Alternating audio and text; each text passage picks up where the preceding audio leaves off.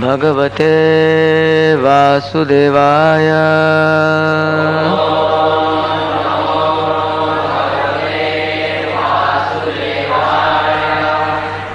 Om Namo Bhagavate Vasudevaya.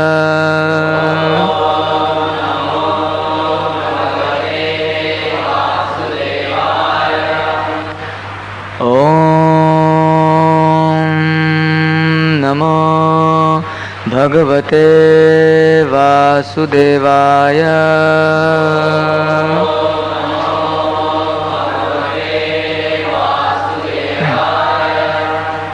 From chapter 4, verse number 11. Yatha mam prapadyante tam tathaiva bhajamyaham mama vartmanu vartante manushyaha partha sarvashaha ye yatha mam prapadyante tam tathaiva bhajamyaham mama vartmanu vartante manushyaha partha sarvashaha ye yatha mam prapadyante tam tathaiva bhajamyaham mama vartmanu vartante manushyaha partha sarvashaha. Translation by His Divine Grace, A.C. Bhaktivedanta Swami Srila Prabhupada. All of them, as they surrender unto me, I reward accordingly. Everyone follows my path in all respects, O son of Pritha. Please repeat. All of them, as they surrender unto me, I reward accordingly. Accordingly. Everyone follows my path in all respects, O son of Pritha. Namo Vishnupadaya Krishna Pristhaya Bhutale Srimate Bhaktivedanta Swami Niti Namine Namaste Saraswati Deve Gauravani Pracharine Nirvishesha Shunyavadi Paschatya Deshatarine Jai Shri Krishna Chaitanya Prabhu Nityananda Shri Advaita Gadadhar Shivasadi Gaura Bhakta Vrinda Hare Krishna Krishna Krishna Hare Hare Hare Rama Rama Rama Hare Hare. As they surrender unto me, I reward accordingly. Everyone follows my path in all respects, O son of Pritha. This shloka of the Bhagavad Gita is very important because it tells us one very important fact. That is, that everyone is looking for God. Some people know it and some people don't. But the fact remains that everyone is looking for Krishna. And according to their level of knowledge or the level of ignorance, they are seeking Krishna in their own different way. Krishna means all attractive. The Supreme Lord must be all attractive by definition, otherwise he cannot be the Supreme Lord. God must include himself within himself all attractive attributes. Everything that we find attractive in this world and much more must be within God. Otherwise, how can he be God? The nature of spirit is anandamayo abhyasat. By nature, spirit is blissful. Even the Jivatma by nature is Sat Chit Ananda, which means it is eternal, full of knowledge and full of bliss. And the spirit soul is only one small tiny particle of the Supreme Lord. Mamai Vamsha Jiva Loke Jiva Bhuta Sanatanaha. So the tiny particle of the spirit soul of the Jivatma is blissful by nature, Anandamaya Bhyasat, then we can imagine that the Supreme Lord must also be infinitely more blissful. So we are all seeking bliss. We are all seeking to move towards something attractive in life. So in other words, we are seeking Krishna, but we don't know the object of our efforts. We don't know whom we are seeking actually. But whether somebody is a devotee of the Lord or he is not a devotee, actually he is seeking Krishna. So Lord Krishna is describing here that as the different varieties of people try to approach him, he rewards them accordingly, according to their qualification, according to their capacity. So he says, Ye yatha mam prapadyante. As people surrender unto me, I reward them accordingly. Now, I would like to introduce a philosophical point which may appear to be a little dry. Normally in these Bhagavad Gita classes we do have some stories and some this and that, but sometimes you also have to go into a bit of philosophy. There are a few points which we have to apply our mind to be able to understand this philosophy of Bhagavad Gita very nicely. So for a while we will dwell on certain important philosophical points. The absolute truth of the Supreme Lord is to be understood in three phases, in three aspects. In the Srimad Bhagavatam there is a shloka which says, Vadanti tat tattvavidas tattvam yad jnanam advayam brahmeti paramatmeti bhagavan iti shabdyate. What this verse says is that the Supreme Lord or God is understood according to one's own vision in three different levels. The first level is called Brahman, the second level is called Paramatma, and the third level is called Bhagavan or the Supreme Lord, the Supreme Personality of Godhead. So Brahman means the impersonal aspect of the Lord. Paramatma is the localized aspect of the Lord who is situated in every living being's heart. And Bhagavan means the personality of God, the person Krishna, the Supreme Personality of Godhead. Now we may give a very simple example to illustrate these threefold aspects of the one Supreme Lord. Just imagine that you're going towards a mountain. Let's say you're flying in an aeroplane and you're going towards a mountain. From a distance, the mountain appears to be only a hazy spot. You can make out there is something there. There is a lump of matter, but you can't make out anything more. As you approach the mountain closer, you see that there is some greenery on top of that. So it appears to be a green mountain. But as you approach even closer and closer, then you can see that there is infinite variegatedness on that mountain. There are different varieties of trees, there is grass, there are huts and houses, there are people, there are birds, there are animals. So you see the different varieties. In other words, the mountain is the same, but it is a question of our vision. Depending on how far you are from the mountain will appear different to you. So therefore, spiritually also, God is like that mountain. And different people are observing God or trying to understand God from different points of vision. So somebody thinks that he is Brahman, somebody thinks that he is Paramatma, and there are some who understand that he is Bhagavan or the Supreme Personality of Godhead. So this is called the transcendental realization of the Lord. So naturally those who are seeking God directly, they try to seek God in these three levels. But what about those who are not obviously seeking God? Those who are materialistic. They are also seeking God, but they don't know it. So among the different classes of people in existence, we can classify them into two categories. One is called the materialist, who is after material enjoyment, worldly enjoyment. And the second is called the transcendentalist. What do we mean by the transcendentalist?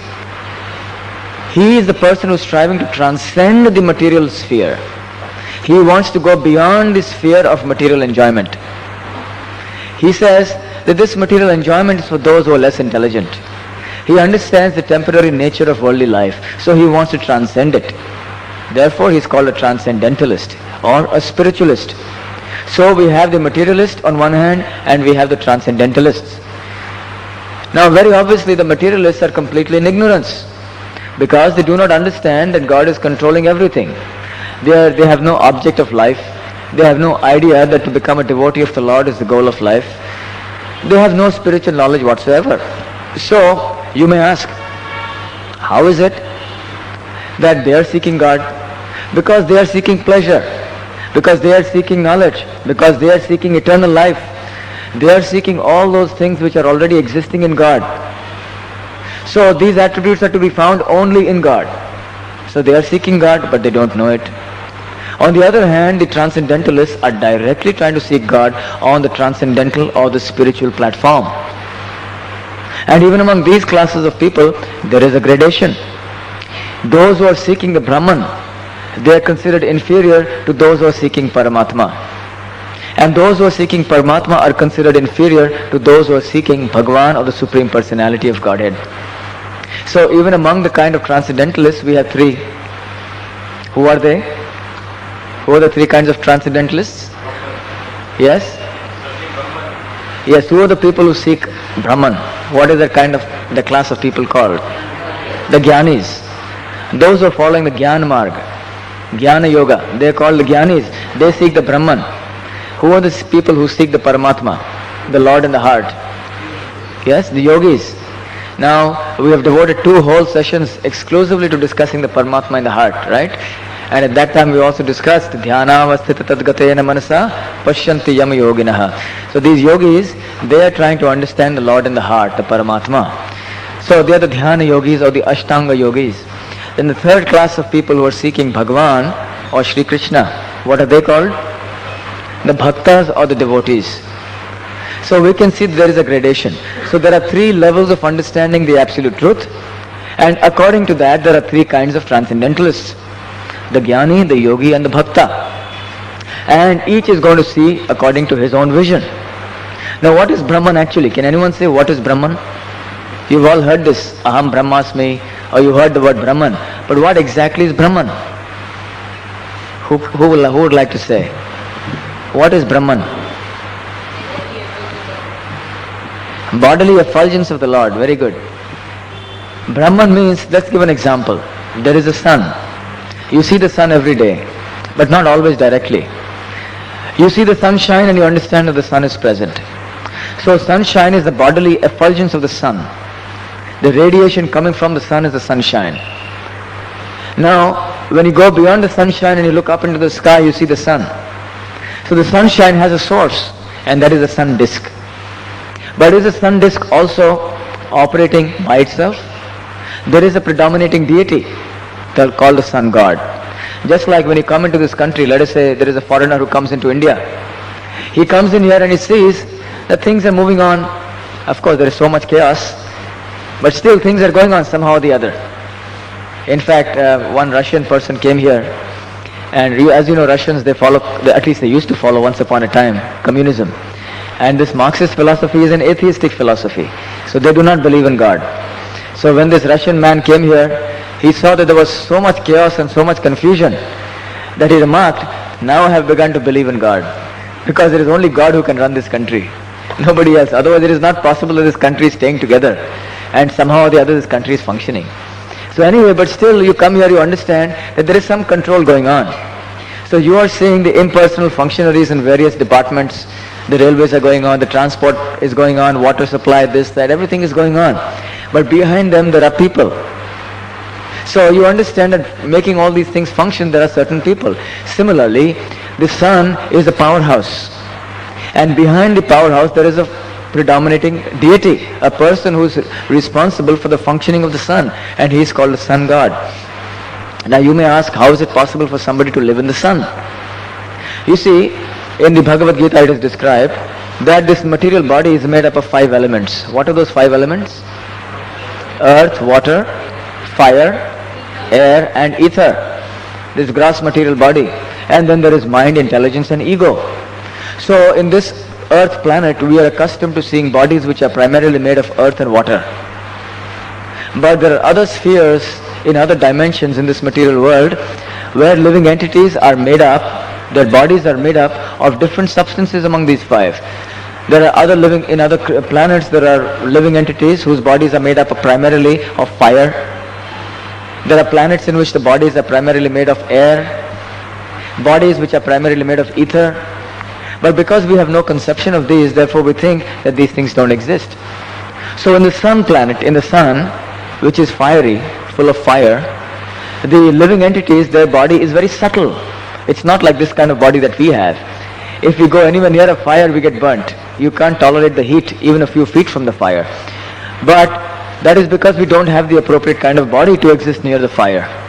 But those living entities who have a material body that is made of the fiery element, they are existing within the sun. So Vivaswan is the name of the sun god. So you have the sunshine, you have the sun globe, and you have the sun deity within the sun. So we understand by analogy that you have the Brahman, there is the Paramatma, and there is the Bhagwan Shri Krishna. So what is the main predominating force in the sun? That's the sun god. Similarly, in this entire creation, the Supreme Lord is a Supreme Person. He is a person, as we have discussed many times in the earlier parts of these sessions. That Krishna, the Supreme Lord, is a person, but he is not an ordinary person like you and me. He is a Supreme Person. But nevertheless, he is a person. And from him comes the Brahman, which is the bodily effulgence of the Lord. And this bodily effulgence is called the Brahman. And that same Lord Krishna expands himself unlimitedly to occupy the hearts of every living entity. Whether it's the ant or the plant or the human being or the animal, Lord Krishna is present as the Paramatma all over, in everyone's heart, and also in the atom. So in this way, Lord Krishna is the source of the Paramatma and he is the source of the Brahman. So this is the threefold aspect of the absolute truth. Now, according to the level of people who want to understand God, God will manifest himself according to that. So to the person who is a jnani, the supreme truth, the Supreme Lord manifests himself in his impersonal feature. For those who are following the Dhyana Yoga Marg, the Lord manifests himself in that feature. And for those who are devotees, Lord Krishna manifests himself in his own self-same personal form. So these are different grades of understanding. We should know that the person who understands Krishna, the Supreme Person, is the highest, because he understands the essence. It is simply a matter of coming to know God very closely. Sometimes people ask the question, can I see God? Or can you show me God? Yes, we can see God, but we have to get qualified. The question is prapatti. Prapatti means surrender. Do we have the qualification of surrender? If we don't have the qualification of surrender or love, we cannot see God. Just like the president of this country. Can you and I simply walk into his office and demand that I want to see the president? You and I can't do it. We have to get a qualification. We will first have to go to the secretary, and then he may or may not give us an appointment, and then after a long string of formalities, ultimately we may be able to get an appointment. And that too just for a few seconds. Very difficult. Most likely we will be rejected. But the president's personal friend, he can walk into the president's cabin anytime he likes. He need not even knock the door. He can just go and come. Why?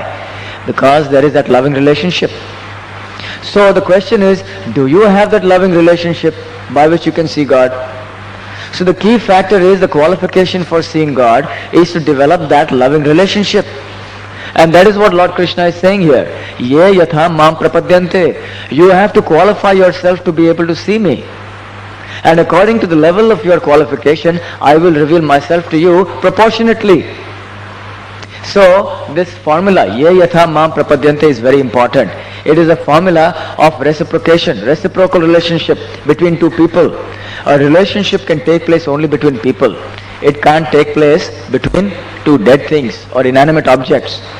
So Lord Krishna is saying, to the extent, why should I place myself indirectly under the control of the Lord? I have to be under God's control anyway. So why should I not submit myself directly to the control of the Lord? Why should I do it indirectly and then suffer in the process? This material energy is very strong.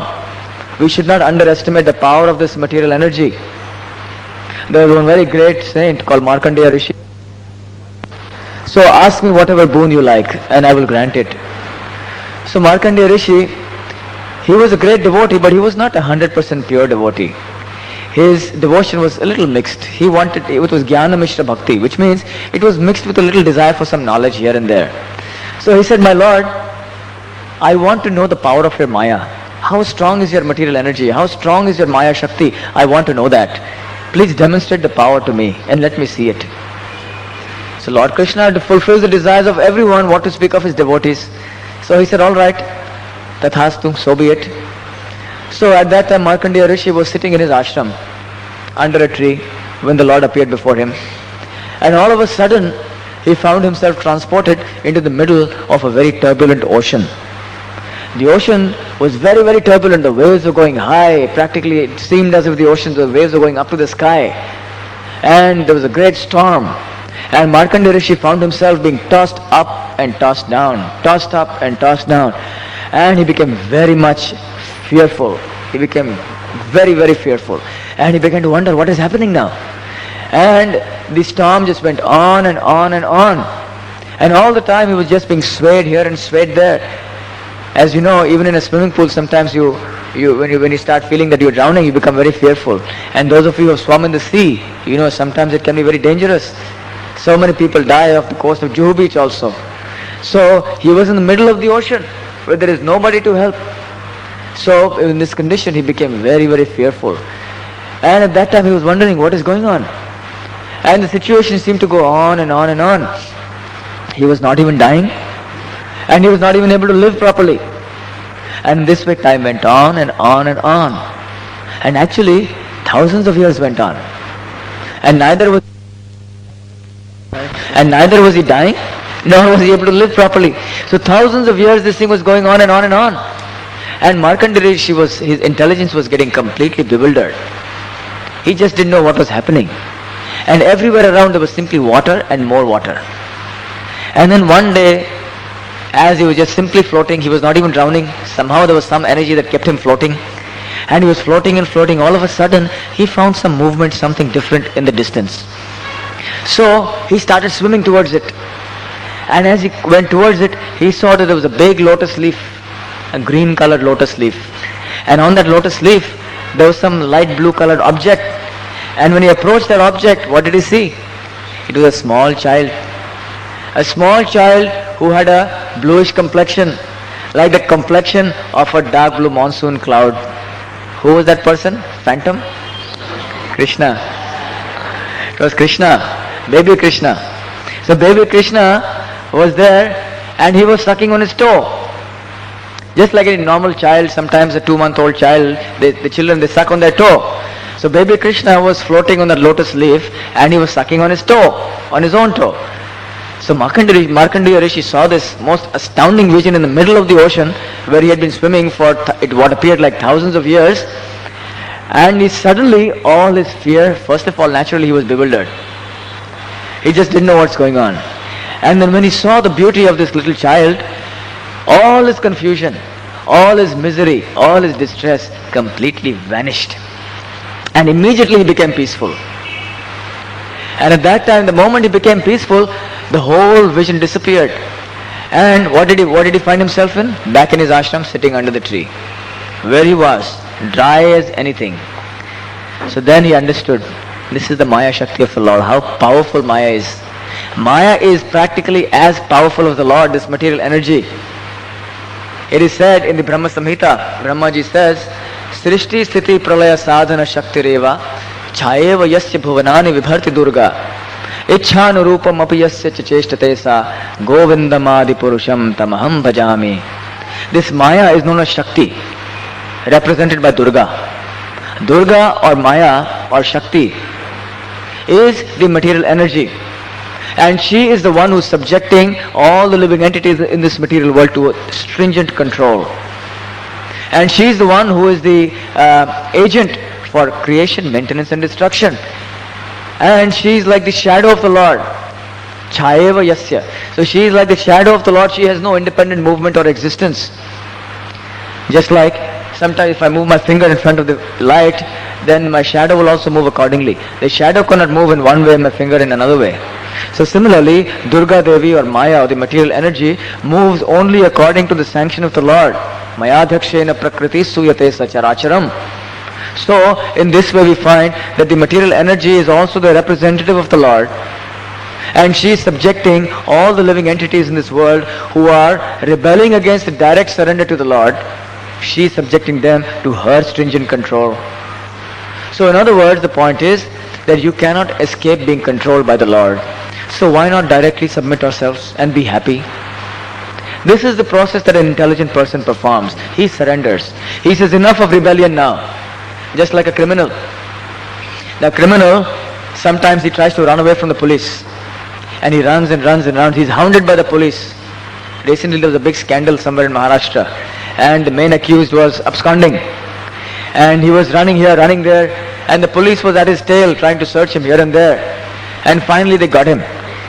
So finally you see a criminal may run and run and run, and then he realizes the futility of being hounded in this way. So he says, okay, I give up. So similarly, that is intelligence. Why should he unnecessarily run away? How far can you run away? So the intelligent person understands, I have been running away from Krishna for millions and millions of lifetimes. Enough is enough. Let me now surrender to Krishna and be happy. So he comes to the transcendental platform. Then he understands, he tries to understand the absolute truth. This Brahman, this Paramatma, Bhagwan, what are all these different three stages of understanding? Then he develops knowledge and he is able to understand. So we can understand that the Brahman level is the stage of perfection, where he has reached perfection. Lord Krishna says 1% perfection, 1% surrender, 1% perfection. 25% surrender, 25% perfection. 100% surrender, 100% perfection. So Brahman level is also perfection. But in this stage of perfection in spiritual life there is more perfect, even more perfect, most perfect, even most perfect, and it goes on. So the stage of perfection also has many, many stages. So Brahman is also good. You are situated on the spiritual platform. You have understood that I am not this body. You have understood that I am the spirit soul.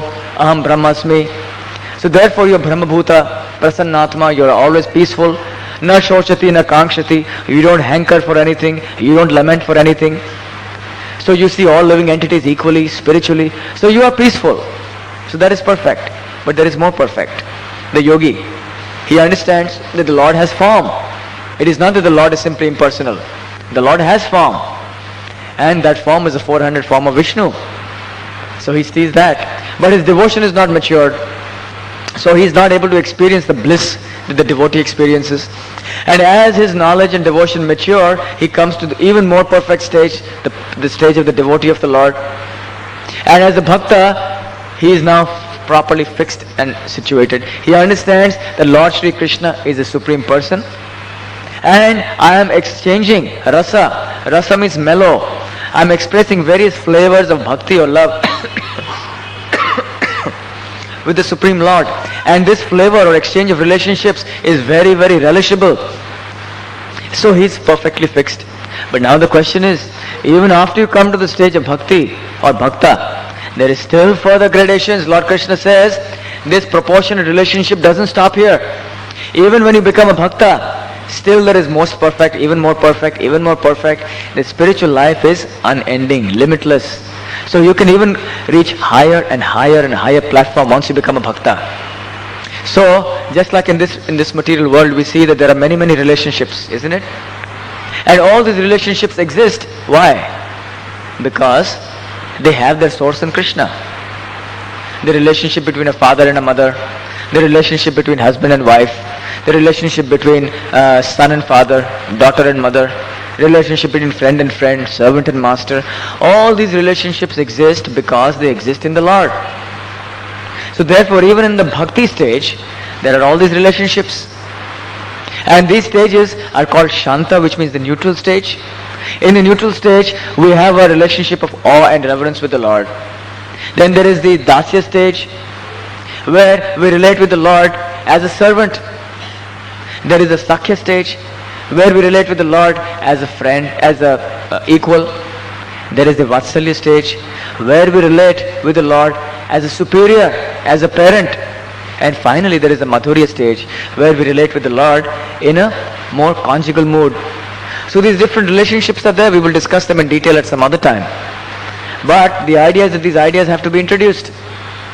So even in bhakti, there are stages and stages of more and more and more perfect. And what is that development that you find in these 5 stages? There is greater and greater intimacy. In the Shantaras or the neutral stage, there is a feeling of awe and reverence. Oh, the Lord is so great.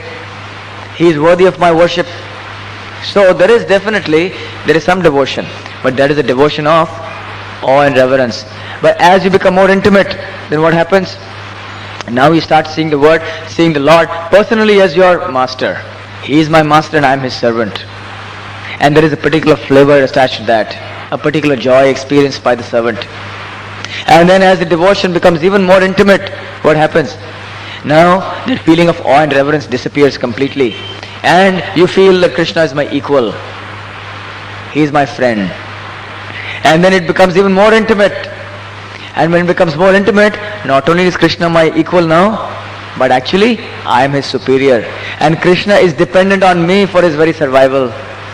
That's the feeling. Of course, we are dependent on Krishna for our survival, but the devotion becomes so intense. Krishna likes that kind of devotion. So he makes a devotee think that actually Krishna is dependent on me. And then as we go even further, there is a stage where the devotee doesn't care for any formalities. There is a stage of intense conjugal love. It's completely spiritual, not material. So okay, let us see if we can give examples of each of these forms of bhakti. The form where everyone worships in awe and reverence. God is almighty, he is the all-powerful. They don't know exactly who he is. They know there is some God, there is some Bhagwan, there is somebody there. But they don't know exactly who he is, what is his name, what does he look like. There is worship in the Shantaras. Can you give any example of those who are in the Shantaras, in this mood? The four Kumaras. There are four sages called the four Kumaras, the sons of Brahma. They always appear to be 5 years old. They always go around without any clothes. They are 5 years. They look like very small children. They always go together, all four of them. Chatushana, the four Kumaras. And they are in the Shantaras, in that mood of devotion to the Lord. What about the Dasiras? Any example of those who are in the mood of servant and master? This is very easy. Hanuman. Hanuman is the most famous example of the relationship between the devotee and the Lord being of servant and master. Then what about the Sakhiras? Anyone? Yes? Uddhav, very correct. Who else? Sudama, very good. Yes? Arjun, very good. Then? You see, even among these friends, there is still a friend, an intimate friend, a very intimate friend, and an extremely intimate friend, isn't it? So, we find that, let us say, Uddhav is also Krishna's intimate friend, but not so intimate. Then what about Arjun? He is also intimate, but Arjun would not climb onto Krishna's shoulders and he would not wrestle with him, isn't it? Who used to do that? Sridhama, all the cowherd boys, when Krishna was playing as a small child in Vrindavan, the cowherd boys with whom he used to go out to graze the cows, they would wrestle with Krishna, they would box Krishna, they would pull his leg, they would steal his tiffin box, they would tease him, they would ridicule him sometimes. This was mutually going on. Even more intimate friends. So they never thought that Krishna is God. Even if somebody told them, they said, we don't care. As far as I'm concerned, Krishna is my friend. Right? So this is even more intimate. And then as you go on, Vatsalya Ras, or the mood of parent. Any example? Yashoda Mata and Nanda Maharaj. Example of parents. Mother Yashoda, she would feel that if my child goes out somewhere, he may eat something wrong or some other bad thing may happen, he may die, so he needs my protection. And if Krishna was missing even for a short while, she would get very upset. Krishna may die or he may get some disease and he will suffer. So she was always thinking that without me, Krishna will die. That's the stage of even higher devotion. Then what about Vatsalya Ras or Madhurya Ras? Radha, the gopis and the queens of Dwarka. Even in that, even in each of these stages, there are different gradations. The queens of Dwarka, they related to Krishna in the conjugal mood. So did the gopis of Vrindavan. But there is a gulf of difference between the two. The relationship that the queens had with Krishna was more formal, whereas the relationship the gopis had with Krishna was not at all formal in any way. So that is the height of devotion. But we should understand that even in the Shantaras, the relationship is completely spiritual. And as you go on, the spiritual relationship becomes more and more intense. There is no trace of any material contamination here. So naturally at the stage of the relationship between the gopis and Krishna, how can there be any trace of material contamination? It is a completely pure spiritual relationship. It is not like the material relationship between man and woman in this world. It is completely spiritual. So even when you come to the bhakta stage of devotee, there are all these different relationships. So let us summarize. There are two kinds of people. Everyone is approaching God, but there are the materialists and there are the transcendentalists. The materialists don't know that I have to approach Krishna. So they are they are going under the control of Maya. They are functioning under the stringent laws of material nature. Then those who are intelligent, they are rejecting the material energy or the stringent laws of material energy, and they want to surrender directly to Krishna.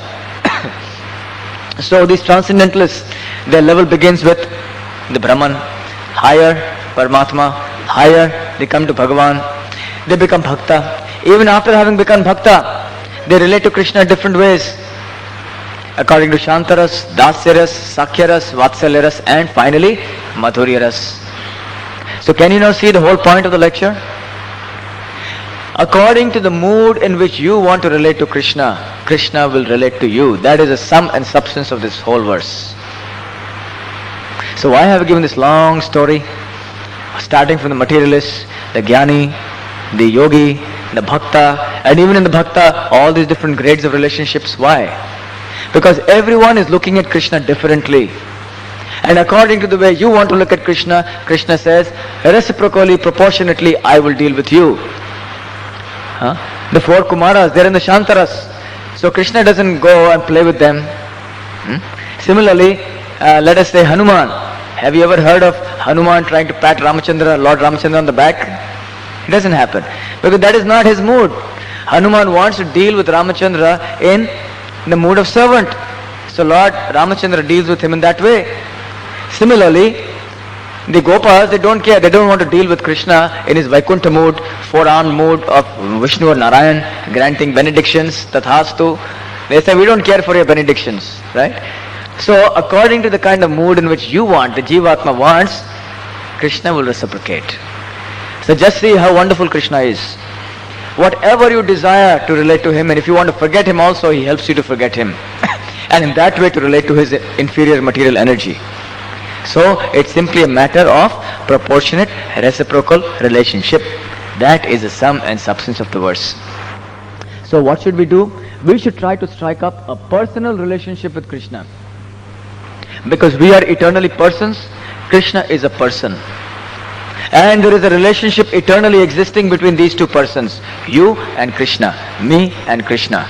But we have forgotten that. And this bhakti marg is there to develop that relationship once again. We have forgotten it. We have to revive it. That is what Krishna consciousness is all about. So whatever the mood in which you want to relate to Krishna, Krishna says, okay, come on, I will accept you, even in the path of devotion. So it is not for us to speculate now whether I am in mood of Sakhya ras or this ras or that ras. That is elevated subject matter. We don't know, and we will not know till we become pure devotees of the Lord. All we have to know right now is, I want to become a pure devotee of Krishna. That's all. And then at the proper time, Lord Krishna will reveal everything to us. And the process for reaching that stage of purity, where we can understand thoroughly our pure relationship with Krishna, is to chant the holy name. Hare Krishna, Krishna Krishna, Hare Hare, Hare Ram, Ram Ram, Hare Hare. Even when you're chanting the holy name, if you want to approach the holy name simply as a means of entertainment, then you can go to some commercial singers. Krishna will send you to some commercial singers where they will sing very melodiously. They are very, very nice singers, but there will be no bhakti because you want simply entertainment from the holy name. So you will get that. So even the holy name is not different from Krishna. So the holy name will also relate to you according to your desire. If you want to relate to the holy name in a very sleepy way, in a material way, so the holy name will also relate to you in that way as a material sound. And if you want to relate to the holy name in a personal way, in devotion, then the holy name will make you a pure devotee. So we should try to relate to this Hare Krishna Mahamantra and the holy name of the Lord in a very devotional mood, in a very prayerful mood, in a very attentive mood. Then the holy name will automatically reveal to us the relationship we have with Krishna. Hare Krishna. We will stop here. Any questions? Till the darshan opens, we will have question. And then maybe if there are questions after that, after the darshan. So in one sense you said there is perfect, more perfect and still. So does it mean that the gopis were better than Hanuman? Yes and no. Yes, objectively speaking, that their intensity of love for Krishna is unparalleled. So in one sense they are higher. But in another sense, each jiva is completely satisfied according to his relationship. Hanuman doesn't envy the gopis, right? Neither do the cowherd boys envy the gopis. They're all happy in their own particular mood. That is the meaning of spiritual relationship. Whatever spiritual relationship you have with the Lord, in bhakti, mind you, the platform for all these relationships is bhakti. Without bhakti, there's no question of striking any personal relationship with the Lord. So, in each relationship, whatever the mood that you have, you are completely satisfied with each. You don't hanker for any other mood. So in that sense, there is no question of inferiority and superiority. But in the sense of intensity, looking at it from an objective point of view, the gopis are considered to have the highest devotion for Krishna. Because there is absolutely no trace of any kind of formality there. So we'll stop here, and if there are any questions, then we will continue after the darshan. Now kindly participate in the kirtan and the darshan. Hare Krishna. After this most wonderful kirtan and darshan, I'm sure all of you want to now surrender completely to Krishna, right? So are there any questions? Related to my previous question, like Hanumanji, of course, in the Dasya relationship is so popular, people worship him all over India. We don't hear anything about Arjun or Sudama, or even though they also were very intimate. Same time again about gopis, we see most of the places in India. Krishna is worshipped alone, like in Dwarka, it is just alone. But we have Radharani, the supreme gopi. So how do we understand this, that we have different worships? In one sense, they were pure devotees, but we know only about Hanumanji as pure devotee being worshipped. Well, you see, there are different bhavas or moods for worshipping the Lord. And according to the particular nature, your spiritual nature, you have a particular mood in which you worship the Supreme Lord. But the higher realms of bhakti are very confidential matters that only are accessible to those who have surrendered completely. Therefore we find it rare that the higher realms of devotional service are not much discussed, and they're not much popular also. So it is not that one form of devotion is inferior to the other, but nevertheless forms like the forms of devotion, especially of a servant and master, are more readily appreciated and accepted by the people at large because it is in keeping with their mentality of who God is. But when you talk of dealing with God as an equal, or you talk of dealing with God as a superior, or you talk of dealing with God in a conjugal mood, then it is not always acceptable in all lands. For example, in the Christian religion, God is called the Almighty. Now you can never think of a Vatsalya relationship with Jehovah. You can't think, the Christians can never think in terms of developing a relationship of close friendship like the cowherd boys did with Krishna. So it's simply a question of what mood of devotional service or bhakti that we have developed. Each Jivatma has a particular mood. But nevertheless, each Jivatma by nature is a bhakta, is a devotee. And whether it is this mood or that mood, important thing is that we have to bring out that bhakti once again, which is already there in the heart. That is the important process. It doesn't so much matter whether you want to be in the mood of Hanuman or you want to be in the mood of the cowherd boys. That's not a very important thing. The important thing is we should try to revive that process now. Bombay and Delhi. God is at Delhi and Maya is at Bombay. Something like that. And the cars are in between. Yes. God controls the highway. Means you cannot go beyond the boundaries of the highway. But then at the same time, why doesn't God control all the cars to go only towards Delhi? Why allow some of them to go towards Bombay? That's the meaning of yayatha mam prapadyante. No, but as you surrender, I reward accordingly. I fulfill your desires from time immemorial, Lord Krishna says. let the cars not have a steering wheel. Let there be a magnetic attraction from Delhi, whereby which all the cars go only towards Delhi. What is the meaning of bhakti without free will? What is the meaning of love without giving the person any chance to not love? You see, freedom, bhakti rests upon the foundation of free will. You take away that free will, and what is the use of your bhakti? It is not bhakti at all, it is not love. You cannot force someone to love you at gunpoint. You hold a gun to the person's head and say, love me or else. Is that possible? Well, he may make some gestures of love, but actually, that is not true love. Even if you hypnotize somebody to love you, and that person is acting genuinely like that, but factually you will not relish it, because you know that you have hypnotized this person, right?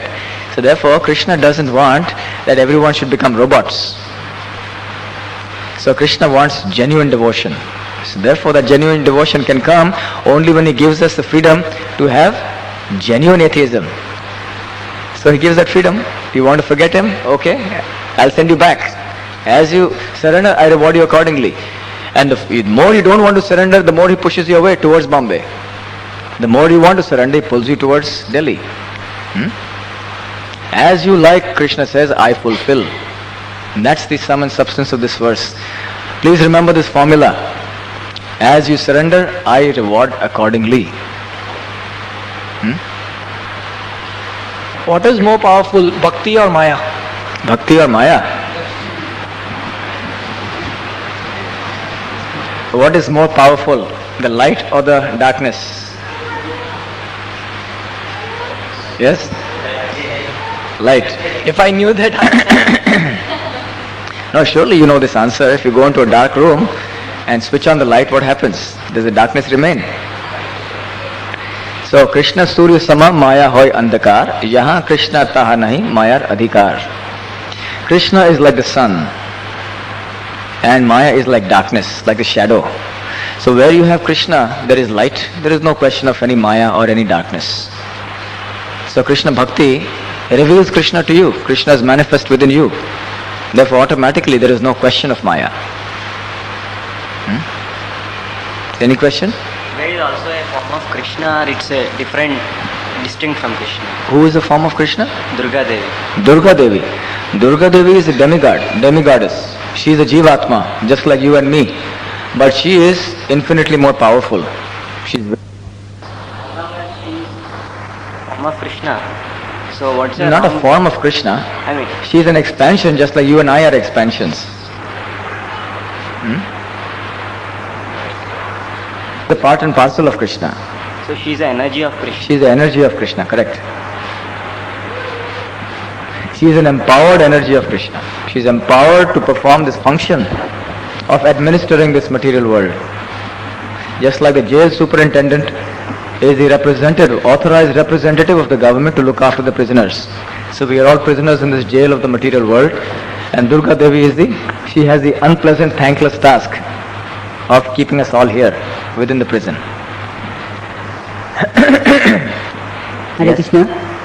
As you said that somebody is following, somebody is going towards the God and somebody is going away from the God, and still all are following the path of the God. So can you explain this statement?